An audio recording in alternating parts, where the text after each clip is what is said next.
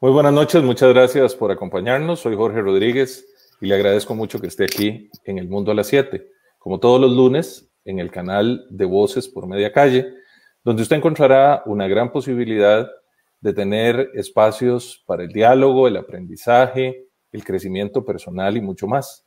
Porque ya son más de 30 los programas que ofrece el canal digital de Voces por Media Calle y en donde se tratan una gran variedad de temas: política, historia, deportes, superación personal, emprendimiento, descubrimiento, salud mental, temas legales y mucho, mucho más. Le invitamos a que suscriba el canal de Voces por Media Calle y por supuesto a que le dé like a la página de El Mundo a las 7, en donde hoy tenemos como invitada a la máster Mónica Leiva Fernández, a quien le agradezco mucho que nos acompañe. Buenas noches, Mónica. Buenas noches, don Jorge. Muchas gracias a usted por la invitación. Muchas gracias a usted por aceptarla. Y a ustedes quiero contarles que nuestra invitada de hoy, como les decía, es la máster Mónica Leiva, docente de preescolar bilingüe, graduada en la Universidad Latina de Costa Rica, con 17 años de experiencia como docente de preescolar en inglés y desde hace 2 años labora para el Ministerio de Educación Pública como parte de la estrategia que se resume como AVI, la Alianza para el Bilingüismo. Y labora precisamente en la Escuela Nuestra Señora de Fátima, en el Circuito 01 en Cartago. Nuevamente, bienvenida, Mónica, muchas gracias por estar aquí y quisiera que empezáramos por lo básico. ¿Qué es la Alianza para el Bilingüismo? Claro que sí, don Jorge, un placer poder compartir un poquito de lo que ha sido toda esta experiencia desde hace 2 años dentro de la estrategia Alianza para el Bilingüismo, AVI, que esta estrategia en conjunto con el Ministerio de Educación Pública lo que busca es fortalecer el aprendizaje del idioma inglés dentro de nuestro contexto costarricense y cuyo principal propósito es una Costa Rica bilingüe. Ese es el propósito de la estrategia, la enseñanza, el fortalecimiento, en el caso del idioma inglés, porque estamos hablando que dentro de AVI también hay otros idiomas, ¿verdad? Hablamos de italiano, está también francés, creo que está también alemán. En mi caso, la experiencia está siendo con el inglés y la estrategia, hablamos de que es un 80-20, es decir, la enseñanza del idioma es un 80%, ¿verdad?, en inglés y hay un margen pequeño de este 20% en español. La intención es la enseñanza del idioma de forma inmersiva desde la cotidianidad, desde nuestras experiencias diarias con los estudiantes, ir desarrollando primero esta parte auditiva, ¿verdad?, de comprensión del idioma, de seguimiento de instrucciones, de escuchar una canción, de poder ejecutar los movimientos que indica esa canción, y poco a poco, ¿verdad?, conforme se va pasando el tiempo, pues vamos esperando de nuestros alumnos también respuesta en ese idioma meta.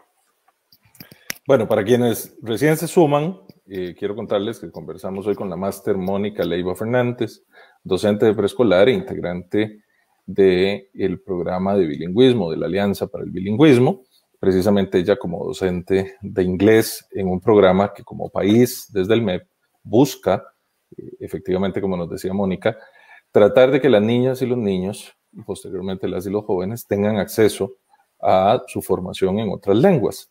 Y de eso vamos a hablar porque justamente nos interesa el tema de los desafíos docentes, ¿verdad? No solo contar qué es el programa, sino los desafíos docentes que esto implica. Pero empecemos también, Mónica, por plantear algo. O sea, muchas personas dicen que efectivamente es en la primera edad donde se puede aprender bien uno o varios idiomas. Pero en el caso costarricense, no había sido necesariamente la tónica, al menos no en el sector público. ¿Desde cuándo está esta iniciativa, o por lo menos desde cuándo está usted participando directamente en esta iniciativa? Sí, yo participo en esta iniciativa desde el año 2019, específicamente abril 2019. Sin embargo, la estrategia creo que está desde el 2018, ha ido tomando fuerza conforme ha ido pasando el tiempo, ¿verdad? Y creo que va a seguir tomando más fuerza. El Ministerio de Educación Pública, el vicerrector académico, don Manuel Rojas, a quien le envío un saludo caluroso, han hecho esfuerzos muy grandes para llevar esta estrategia a cabo y romper esa brecha, ¿verdad?, que ha existido por mucho tiempo entre la educación pública y la educación privada. Digamos que están haciendo esfuerzos muy grandes para estar todos a un mismo nivel y que todos los niños de este país tengan exactamente las mismas oportunidades. Usted toca un tema que sin duda es probablemente uno de los temas más complejos que enfrentamos como país desde antes de la pandemia y que ahora se ha visto magnificado, que es precisamente la desigualdad educativa entre la educación privada y la educación pública, ¿verdad? Sabemos bien por todos los estudios que la formación en ese rango etario de la primera infancia es decisivo, no solo para los idiomas, sino para todo, ¿verdad? Correcto. ¿Y en qué medida ese acceso marca una diferencia para el resto de la vida? Por supuesto, complementado luego con otras habilidades que se van formando y particularmente en la adolescencia y en la educación secundaria.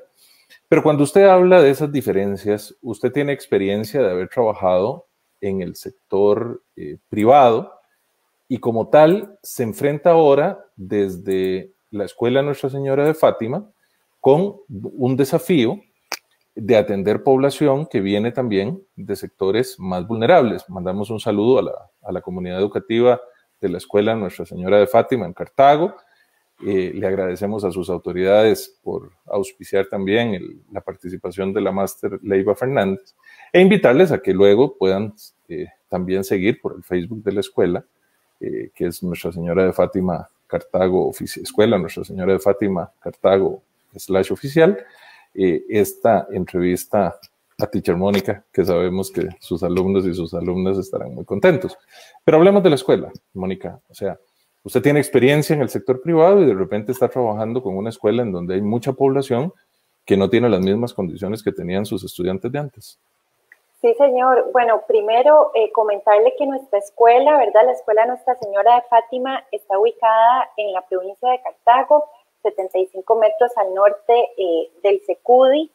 Es una escuela que en este momento tiene una población de 442 alumnos y de esa cantidad casi 100 alumnos corresponden a lo que es el nivel de preescolar. Estamos hablando de 2 niveles de materno y 2 niveles de transición. Y sí, efectivamente, como usted lo menciona, nuestra comunidad es una comunidad maravillosa de gente, familias esforzadas que buscan y quieren lo mejor para sus hijos, pero que quizá tienen una realidad de vida un poco más difícil, ¿verdad? Un poco más fuerte que otras familias con las que quizá he compartido en años anteriores de mi labor docente, ¿verdad? Estamos hablando de una comunidad educativa que tiene mucha inmigración, ¿verdad? Tenemos mucha inmigración, tenemos también la problemática del analfabetismo, ¿verdad? Personas adultas que todavía o no saben leer o escribir o saben apenas lo mínimo, y son estos papás los que tienen que ayudarle a nuestros alumnos. Entonces ya ahí tenemos un desafío grande. Estamos hablando también de situaciones fuertes de pobreza, de carencias, necesidades básicas, agua, luz, y por lo tanto a veces pensar en conectividad o en tecnología es un poco más fuerte. De hecho, se me viene ahorita a la mente el año pasado para una de nuestras primeras clases virtuales, porque al principio fue nuevo para todos, y recuerdo que una mamá muy preocupada me llamó y me dijo: niña, yo lo que tengo son 2,000 colones nada más y no se va a poder conectar porque yo no voy a gastar eso en recarga, tengo que comprar arroz y frijoles. Entonces, es para que se den cuenta de un poquito la situación de nuestra comunidad, pero como les repito, las familias hacen esfuerzos grandes para que los chicos salgan adelante. Antes de entrar a hablar directamente de lo que son los desafíos docentes, usted habla del esfuerzo que hacen las familias y el interés que esas familias tienen porque sus hijas e hijos puedan adquirir una educación que va a ser decisiva en su formación y también en lo que significa el acceso a un segundo idioma. Pero,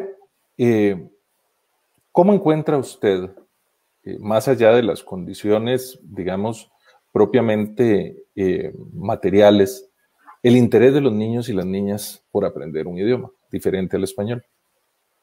Los niños, bueno, primero esta es una edad, ¿verdad?, en la que tienen una curiosidad muy grande que hay que aprovechar. Todo lo quieren saber. Nosotros dentro del gremio decimos que son como esponjas, ¿verdad? Están en lo que se llama etapas sensibles de los 0 a los 6 años, donde el cerebro es muchísimo más moldeable y tiene más facilidad para aprender. Por eso es que se dice que el aprendizaje de un segundo idioma es mejor en esas edades porque logran adquirirlo de una forma como más natural y más nativa, ¿verdad? No como uno adulto cuando lo aprende de adulto, que tiene un poco más de dificultad porque piensa mucho en el proceso, arma la estructura gramatical. Los niños no tienen esa parte, ellos simplemente escuchan, reproducen, y más si es algo divertido y con música. Yo desde mi experiencia le puedo decir que estos 2 años han sido muy interesantes.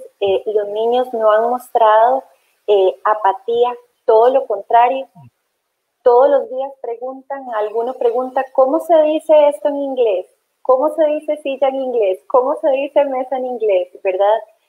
Tienen bastante interés o empiezan ya a utilizar entre ellos mismos el vocabulario que se ha aprendido, por ejemplo, o lo que me escuchan decir, intentan reproducirlo también. Entonces, es una oportunidad muy grande que están teniendo los chicos a través de esta estrategia, porque el aprendizaje de un segundo idioma colabora para muchísimas cosas. A futuro, por ejemplo, les abre muchas puertas o les podría abrir muchas puertas a nivel laboral. Para niños de nuestra comunidad con las situaciones de vida que tienen, pues es una oportunidad enorme, ¿verdad?, para poder salir adelante, sacar adelante también a sus familias. Y bueno, siempre de parte de los docentes, pues motivarlos a que tienen que aprender, a que tienen que seguir estudiando, que tienen que terminar la escuela, el colegio, ¿verdad?, ir a la universidad, que son capaces, que pueden. Hace unos días justamente un alumno de materno, ellos tienen 4 añitos, van cumpliendo ahí los 5 durante el año, me preguntó que cómo se llamaba el profesor que a mí me había enseñado inglés, ¿verdad? Se cuestionó, si ella me enseña a mí, ¿quién te enseñó a vos? A mí me hizo mucha gracia. Y yo le dije, bueno, vieras que me han enseñado muchísimas personas, ¿verdad? Porque han sido y siguen siendo muchos años de estudio, uno nunca deja de aprender. Yo sigo estudiando inglés porque si no se olvida, hay que practicar. Y entonces ya le dije, pero mira, me acuerdo de esta profesora, de este profesor, y estaba todo contento.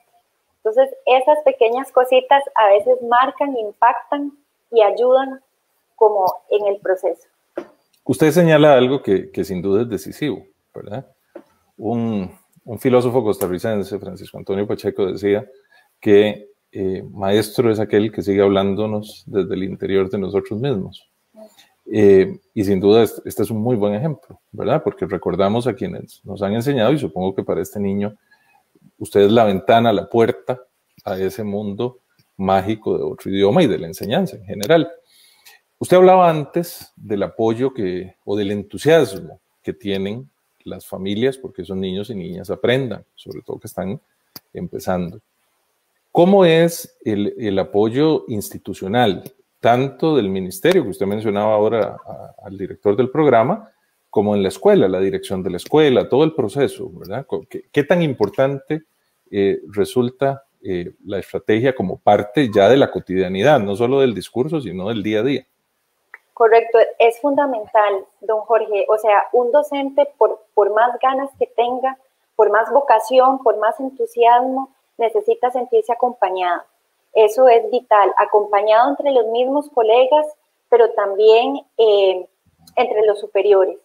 En el caso específico de la estrategia AVI, se han hecho en estos 2 años que yo tengo de estar como docentes, hemos recibido muchísimas capacitaciones para mejorar las estrategias de mediación que se utilizan, ¿verdad?, para la enseñanza del inglés, para mejorar nuestra pronunciación.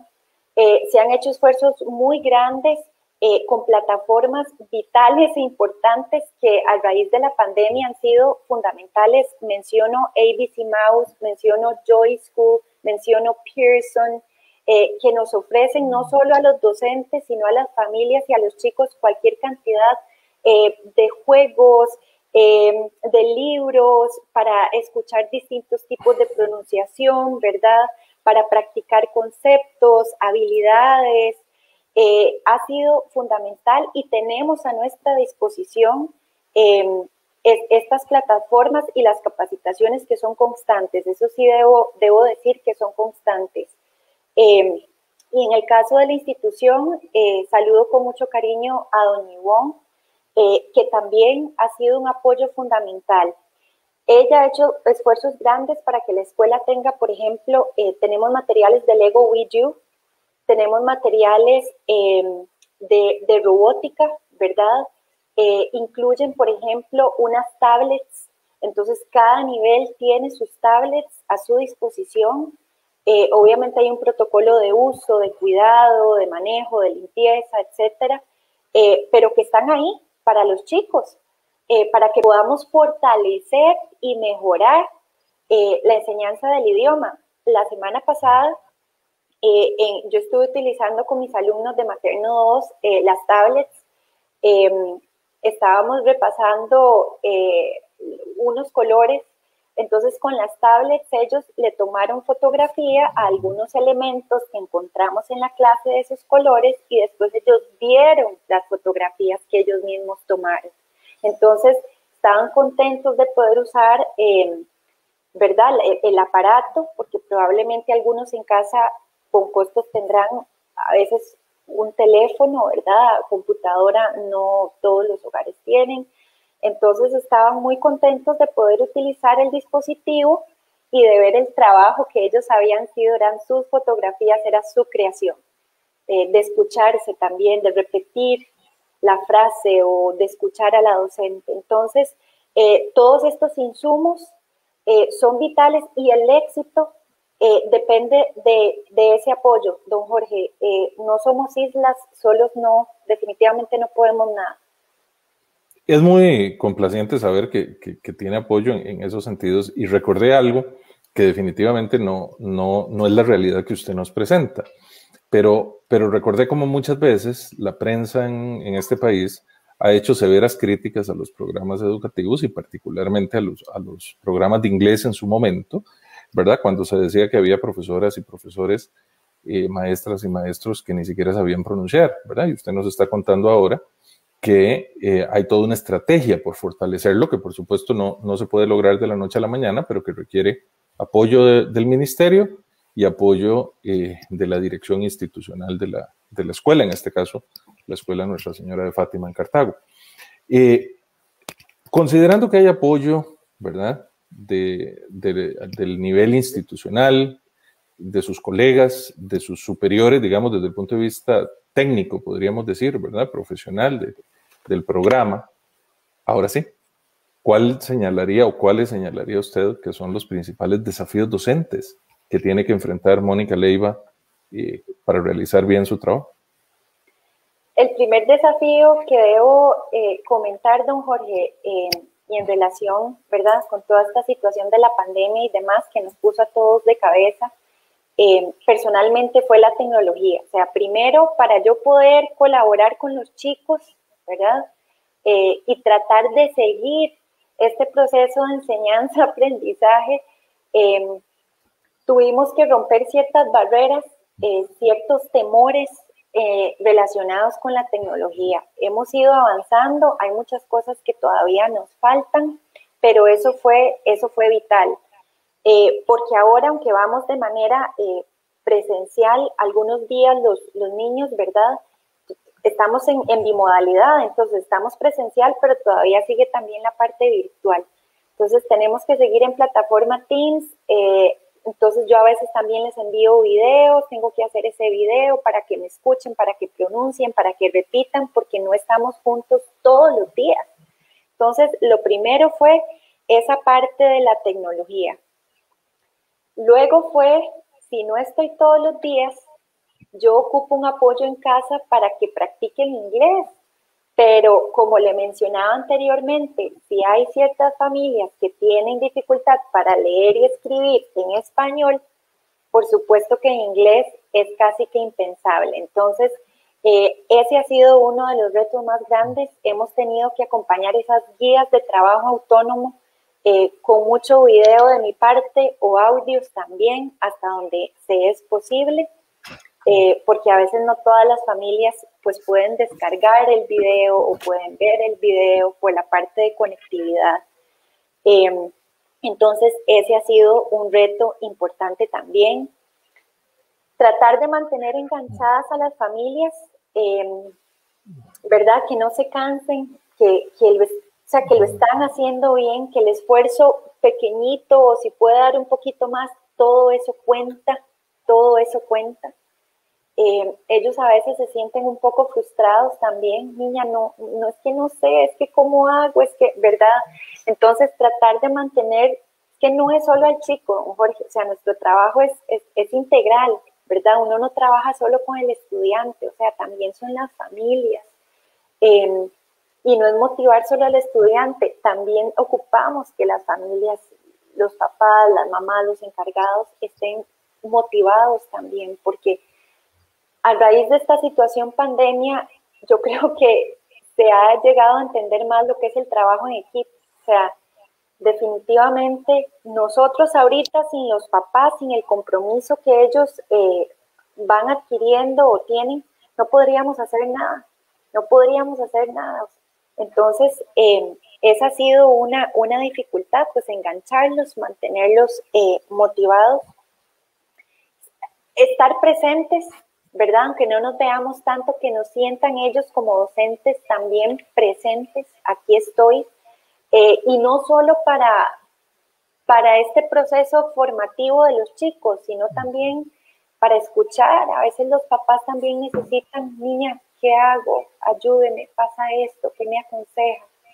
Y ahí quisiera mencionar, don Jorge, que también es fundamental estos equipos interdisciplinarios que tienen las instituciones, porque el papá recurre a mí, pero tal vez lo que me está comentando no es algo que yo pueda totalmente resolver, pero entonces yo recurro a equipo interdisciplinario y está la orientadora, y está el trabajador social, está el psicólogo, está la bibliotecóloga.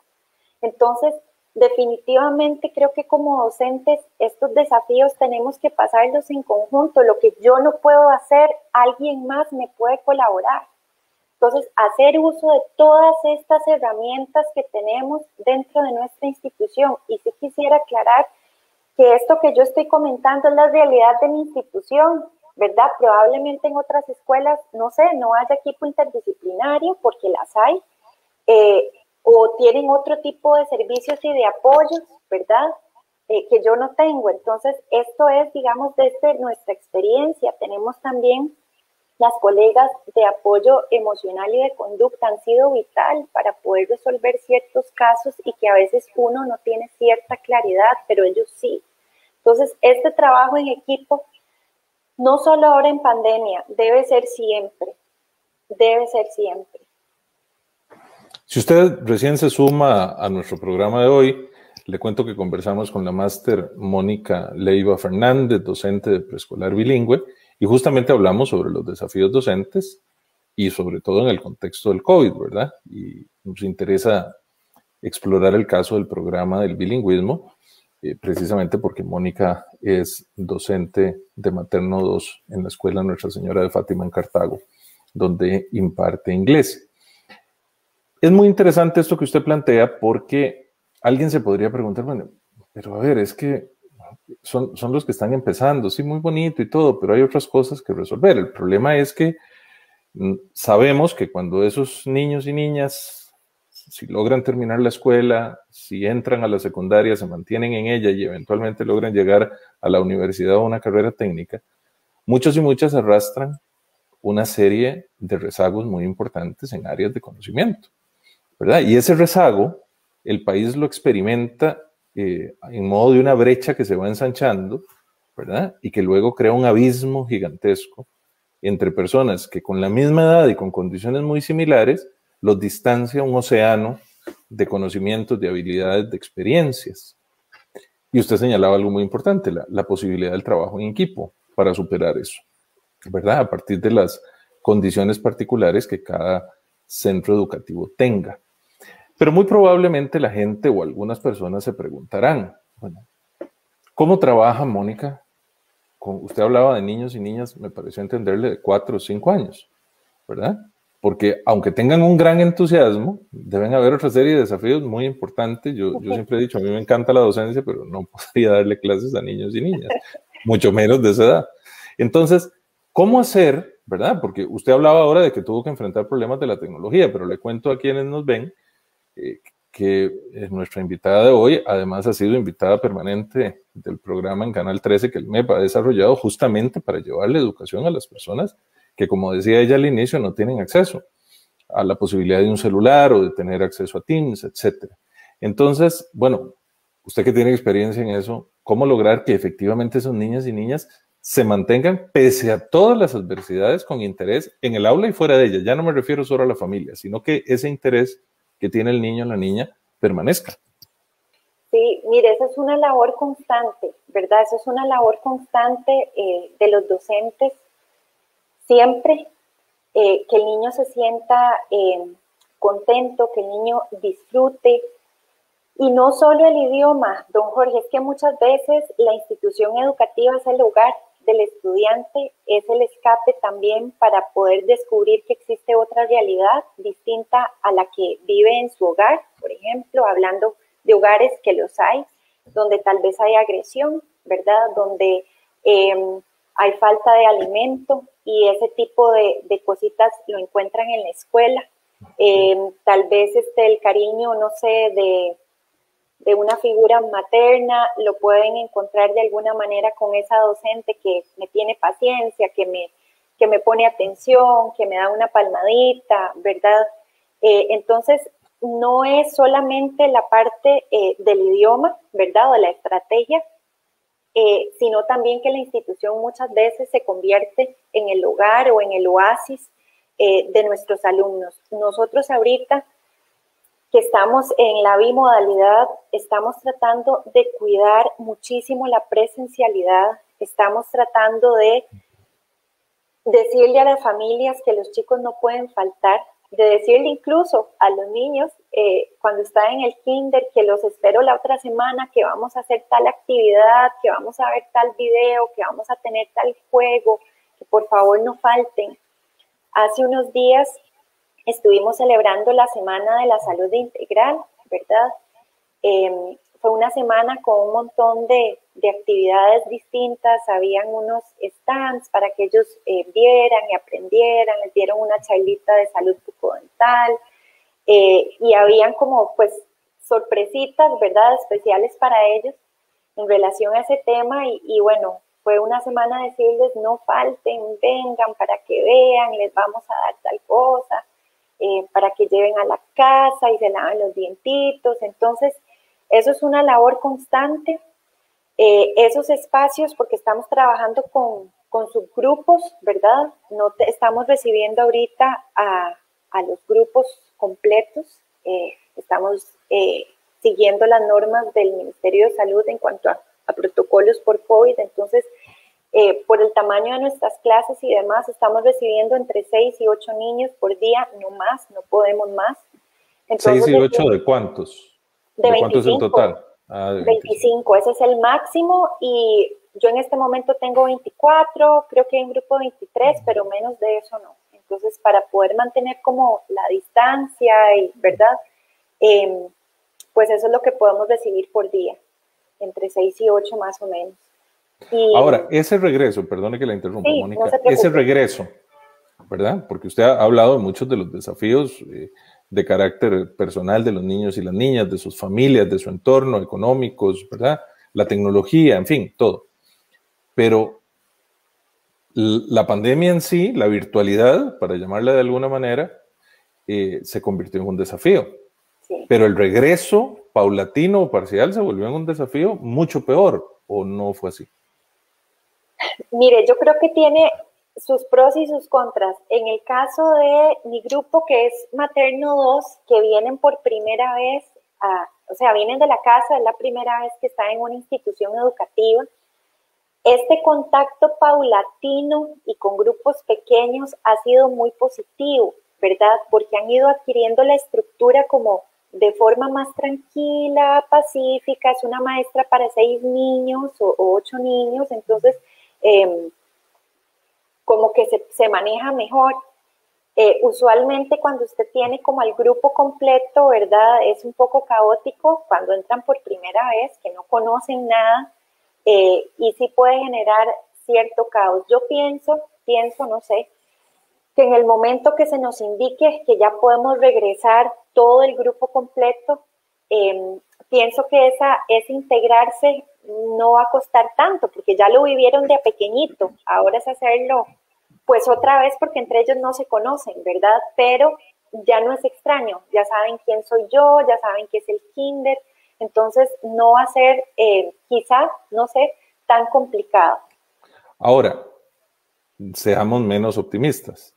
¿Qué pasa si por la situación que hay, las medidas de restricción se agravan y tenemos que volver o suspender la presencialidad? ¿Qué medidas tomaría ya no solo la escuela, porque serán las que diga el MEP, pero sino el programa?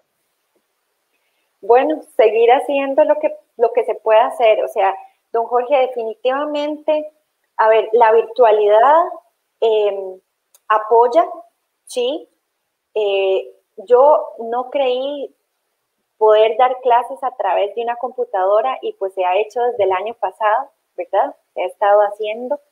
Sin embargo, no sustituye el poder estar frente a frente con alguien, con la docente en este caso, y que la docente pueda ver y seguir esos procesos.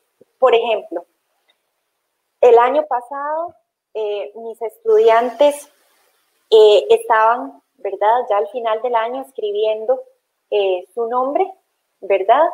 Y sí, escribieron su nombre, pero yo no estuve ahí, por más que tal vez se les pidió ayuda a los papás para ver cómo hacían ese trazo, si realmente era de arriba a abajo, de izquierda a derecha, si realmente se dieron esa bolita, si ese palito estaba bien hecho, eso no lo vi.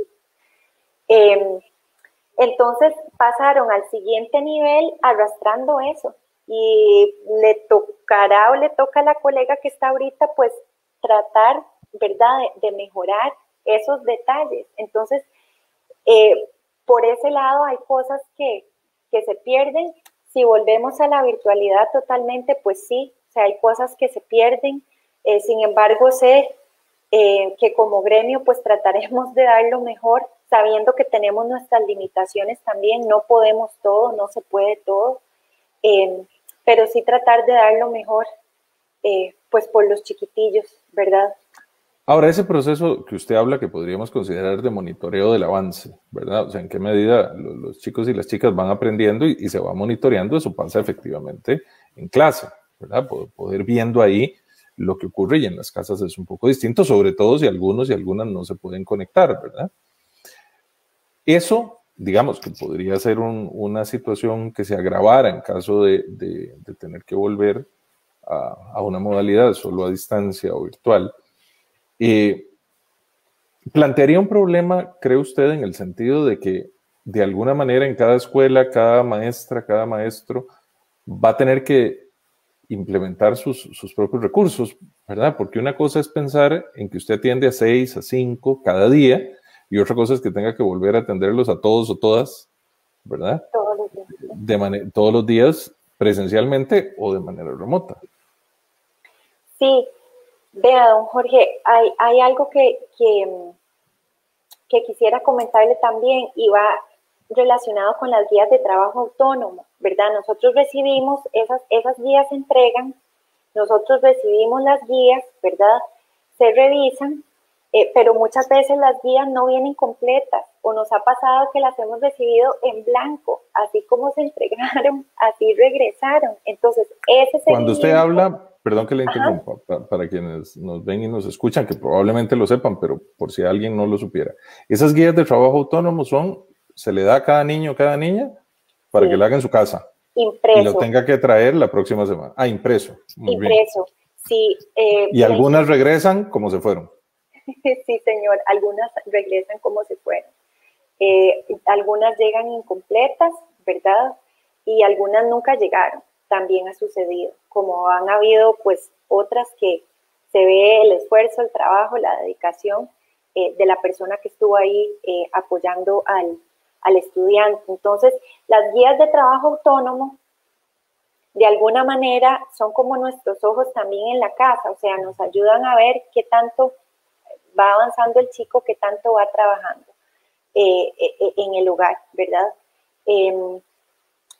Eso lo hemos estado entregando una vez al mes, ¿verdad? Más o menos, hay fechas ya establecidas y momentos establecidos, es un material impreso que se va pensando en que como país tenemos a estudiantes en escenarios distintos, ¿verdad? Entonces, que los chicos que no tienen conectividad y que no pueden unirse vía Teams o usar las plataformas que mencioné ahora, por ejemplo, ABC Mouse, Joy School, Pearson, que no puedan utilizarlas, que por lo menos tengan algo para realizar en casa, ¿verdad? Ahora, ha habido mucha crítica, perdón que la interrumpa, Mónica, pero ha habido mucha crítica pública sobre las guías, ¿verdad? O sea, la gente ha hablado de que las guías, etcétera, en términos de cómo están elaboradas o tal, o lo que usted decía, padres o madres que dicen, mire, pero es que la maestra pretende que yo haga la tarea, ¿verdad?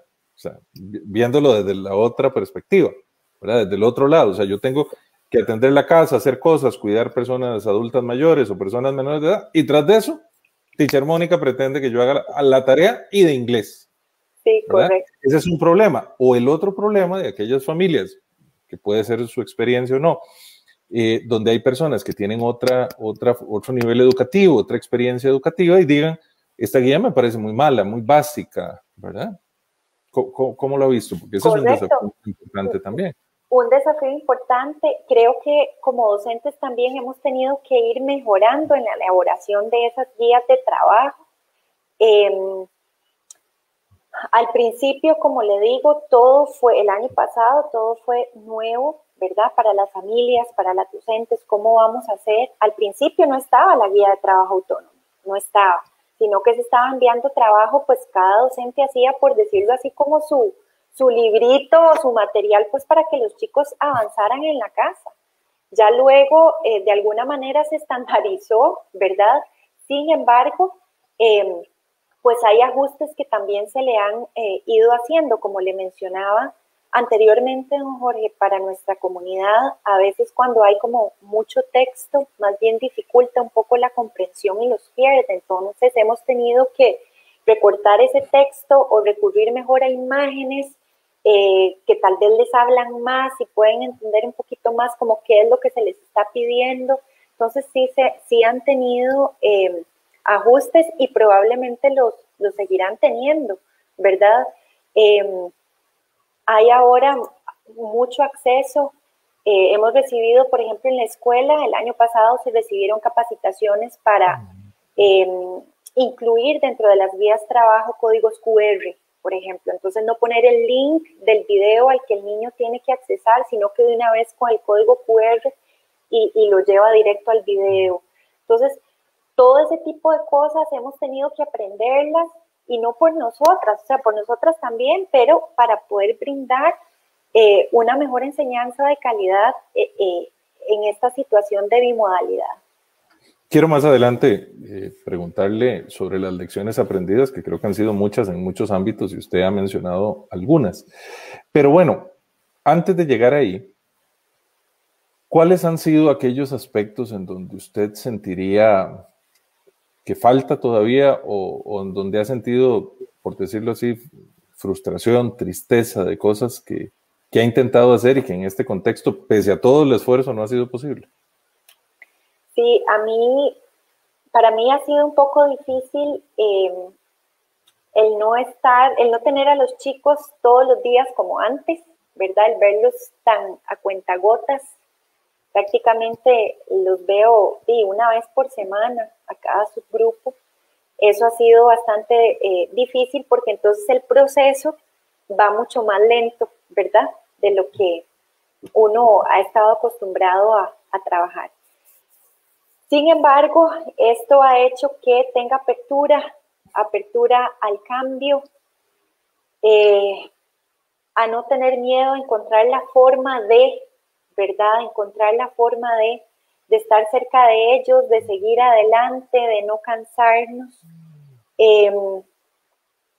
Creo que a veces tal vez como docentes estamos como un poco cuadrados, ¿verdad? En la forma que se ha hecho siempre, como lo hemos hecho siempre, y cuando vienen estas crisis, estos cambios, pues nos generan dificultad, pero creo que lo mejor que uno puede hacer es tener esa apertura y no generar resistencia o más resistencia, porque se empeoran las cosas. La idea es como, pues, fluir, aprender lo que haya que aprender hasta donde sea posible, porque soy consciente que como docentes tenemos nuestras limitaciones, ¿verdad?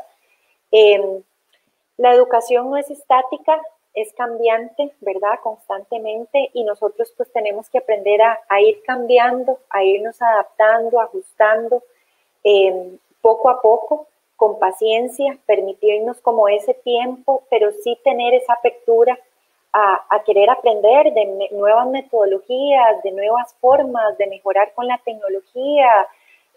¿Por qué no generar, video, contenido, y no solo para mi grupo, si puede estar ahí para alguien más, ofrecerlo, ¿verdad? Despacio, poquito, pero constante. Creo que eso es importante. Ahora, Mónica, usted hablaba al inicio de que ha habido mucho apoyo institucional, tanto de la dirección como del MEP. Hay en el contexto de la pandemia, porque sabemos que los recursos son limitados siempre y en este contexto mucho más, pero hay recursos disponibles por parte del MEP o de otras instituciones, ya no solo, por ejemplo, para poder comprar tecnología, para el software disponible, etcétera, sino también para mantener el nivel de capacitación y de formación de las y los maestros. Por ejemplo, se hablaba mucho de las pruebas del centro cultural, por citar un estándar, ¿verdad? Yo sé que existen otros, pero para tener algún referente. Sí, claro que sí, don Jorge. Constantemente, por lo menos de la parte de la estrategia AVI en cuanto a capacitaciones, sí constantemente se nos informa como de cursos en línea, porque, ¿verdad? Por la virtualidad que podemos llevar, que podemos tomar para mejorar nuestro nivel. El año pasado, varias colegas fuimos seleccionadas para llevar un curso del Centro Cultural Costarricense para mejorar nuestro nivel de inglés y luego hacer el TOEIC, ¿verdad? Ese curso se aprovechó al máximo, se hizo el TOEIC al final para poder mejorar banda. Eso sí es algo importante, don Jorge, que nosotros no podemos tener, o sea, tenemos que mejorar nuestro nivel, ¿verdad? Ya sabemos que tenemos que tener banda B2, C1, B2 para interina, C1 para propiedad, y por lo tanto tenemos que estar en constante formación. El Ministerio de Educación Pública nos da formaciones, pero también hay una parte que es personal, y eso sí lo quiero recalcar, porque a veces decimos, es que no dan capacitaciones, es que no, hay una parte que es mía, ¿verdad? Personal, de reto, de estar constantemente o leyendo, escuchando, estudiando, porque en el momento que yo voy mejorando y que voy aprendiendo, eso es beneficioso para mis estudiantes, porque la calidad del idioma está mejorando en mí, por lo tanto va a mejorar la calidad de la enseñanza, ¿verdad? Del mismo. Entonces es importante que como docentes nos estemos retando. La única competencia somos nosotros mismos, nadie más. Ahora que usted ha mencionado eso y considerando que ya casi entramos en la recta final del tiempo del programa, y para ir un poco perfilando el tema de las lecciones aprendidas, si usted tuviera la posibilidad o la responsabilidad de contribuir a un programa de formación de maestras y maestros, de sus propios colegas, justamente en este contexto de educación a distancia, ¿verdad? Con la tecnología y demás, más allá del uso de las TIC, ¿verdad? Que eso pareciera muy claro. ¿Qué otros elementos considera usted que son claves para poder, de su experiencia, salir adelante? Yo creo que a nosotros todavía nos sigue dando temor hablar inglés entre nosotros mismos, por ejemplo. En la institución en donde usted está, ¿verdad? O en mi caso, donde yo estoy, hay otras colegas que también son de enseñanza del inglés, no del área preescolar, pero sí de primer y de segundo ciclo, por ejemplo. A veces nos saludamos en inglés, ellas usualmente son quienes se dirigen y me saludan, entonces podemos tener ahí una pequeña conversación o un saludo y ya luego, ¿verdad?, otra vez al español. Creo que nosotros tenemos que aprovechar nuestro tiempo mientras estamos juntos para hablar, incluso para sacar dudas entre nosotros, es importantísimo. Y eso nos ayuda a mejorar, ¿verdad? El uso o la aplicación de estas apps como Blue Canoe, por ejemplo, que te enseña cómo se utiliza, cómo hacer el acento o dónde marcar el estrés en las palabras, que eso es fundamental en el idioma, en inglés, y muchas veces fallamos eso. Todo este tipo de insumos son de muchísimo valor y tenemos que utilizarlos y entre nosotros pues tratar de generar como una comunidad, ¿verdad? En cuanto al idioma, para ayudarnos también y mantener esa calidad.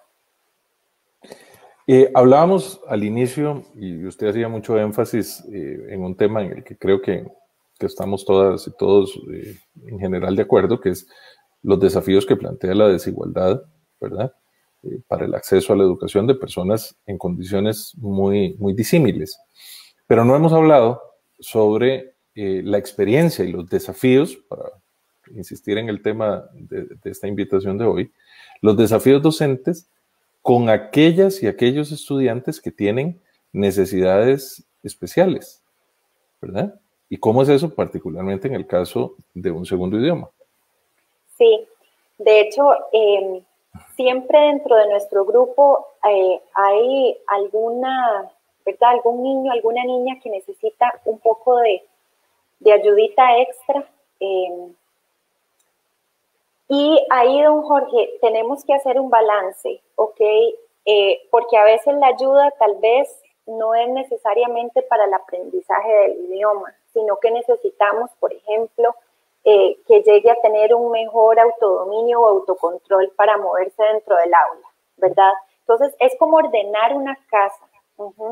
Usted va a ordenar un cuarto, después el otro, y ya después cuando todo está listo, usted puede recibir visitas o tener una fiestita, no sé, o algo así.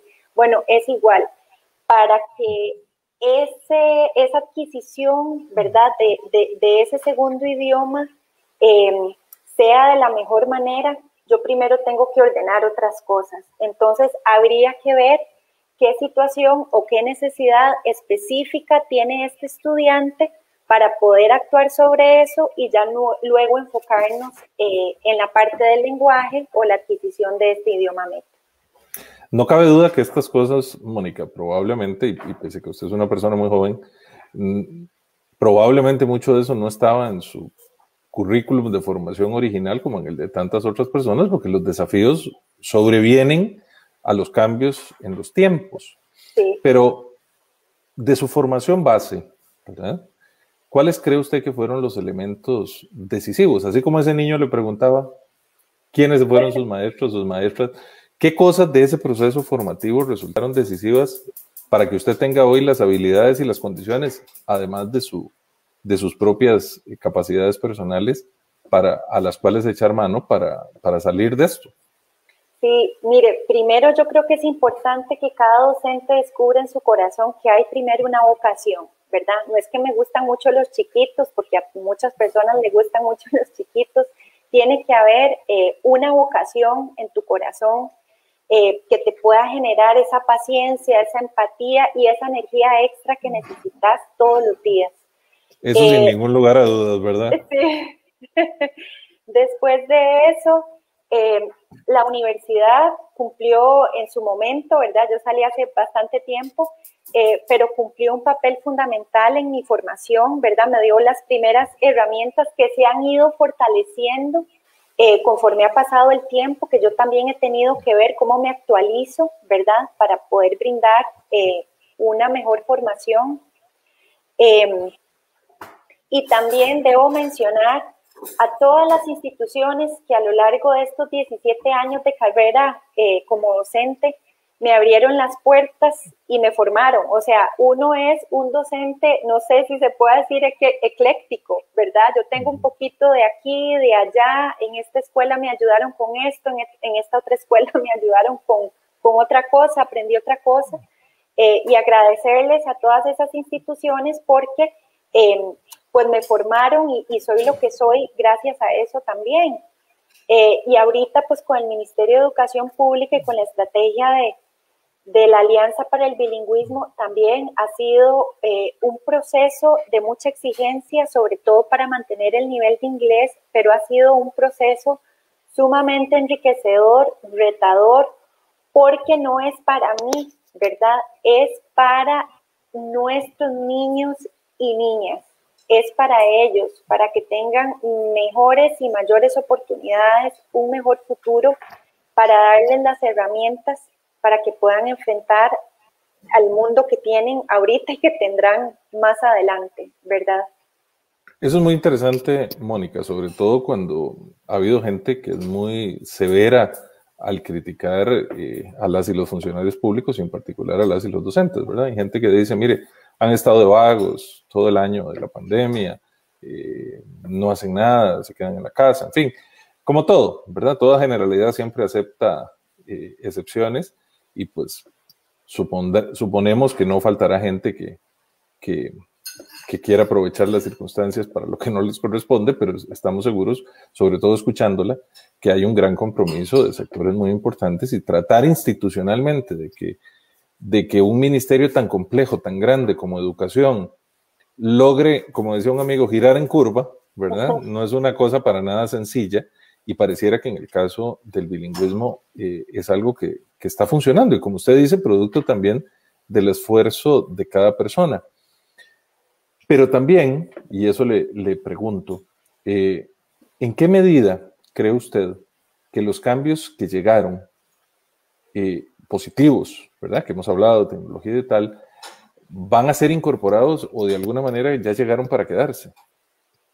Definitivamente, yo soy del criterio, don Jorge, de que llegaron para quedarse. O sea, lo que es la virtualidad es parte de nuestro día a día. Nosotros, por ejemplo, ahorita recibimos niños presencial. Yo estoy recibiendo niños presencial 4 días y hay 2 días de virtualidad, ¿verdad? Ya con la plataforma Teams, compartiendo pantalla. Y de hecho ya uno llega también como a tomarle el gusto. Los actos cívicos ahorita, por ejemplo, están siendo virtual. Desde nuestra clase, ¿sí? Con los chicos ahí, cada uno en su pupitre. Gracias a Dios tenemos el video bien ahí en la clase y se proyecta, se canta el himno, el saludo a la bandera, todo simplemente pues que cada uno en su clase. Yo pienso que nosotros no vamos a regresar totalmente a la forma que conocíamos antes del COVID. Creo que vamos a seguir siempre jalando esta parte de virtualidad. Como le decía minutos antes, es una herramienta, es un aporte, no es igual a la presencialidad, pero es un aporte.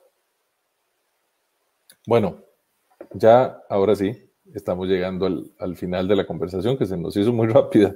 Siempre se dice eso, pero creo que fue verdad y sobre todo muy enriquecedor, Mónica, poder conocer de la experiencia, porque la gente habla muchas veces de lo teórico, de los datos, de los números, pero nos interesaba mucho tener la posibilidad, y eso quiero agradecerle, de conversar con alguien que está ahí, en la trinchera, en el campo de batalla, haciéndole frente el día a día a esos desafíos, no en el libro, no en el escritorio, ¿verdad?